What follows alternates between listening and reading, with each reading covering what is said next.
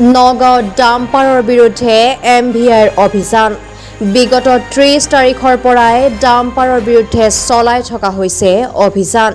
বৰ্তমানলৈকে 200ৰো অধিক ডাম্পাৰত তালাচি চলোৱা হৈছে আৰু 100ৰো অধিক ডাম্পাৰ জব্দ কৰা হৈছে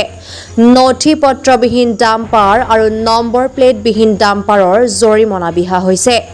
অত্যাধিক বুজা কঢ়িয়াই অনা ডাম্পাৰো জব্দ কৰা হৈছে বুলি জানিব দিয়ে নগাঁৱৰ MVI বিষয়াই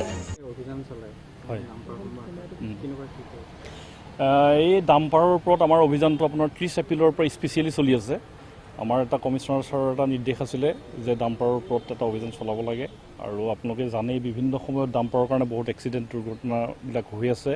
আৰু বিশেষকৈ তেওঁলোকে যেনিয়ে তেনিয়ে ৰং ছাইডে হাইৱেত ৰং ছাইডে ড্ৰাইভিং তেওঁলোকে কৰে আপোনালোকে দেখিছে আৰু সেইকাৰণে আমাৰ 30 তাৰিখৰ পৰাই অভিযানটো চলি আছে প্ৰায় আমি 200তকৈ অধিক ডাম্পাৰ আমি চেক কৰিছোঁ আৰু প্ৰায় 100তকৈ অধিক ডাম্পাৰৰ এগেইনষ্টে আমি গোচৰ ৰুজু কৰিছোঁ বৰ্তমানলৈকে আৰু আপোনালোকে ইয়াত দেখিব ইয়াতে 8খনমান ডাম্পাৰ এতিয়াও চিজ হৈ আছে আৰু কেইখনমানে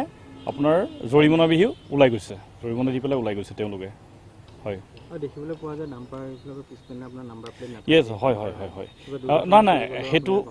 নাই সেইটো হয় আপোনাৰ এতিয়াও দেখোন দুখন ডাম্পাৰৰ আপোনাৰ নাম্বাৰ প্লেট নাই আমি তাৰ এগেইনষ্টে আমি গোচৰ ৰুজু কৰিছোঁ আৰু তেওঁলোকক জৰিমনা বিহা হৈছে অভাৰলোড আটাইখনে অভাৰলোড আছে আপোনালোকে দেখিব আৰু অভাৰলোডৰ কাৰণেও তেওঁলোকক ইয়াত চিজ কৰা হৈ আছে গাড়ীখন হয়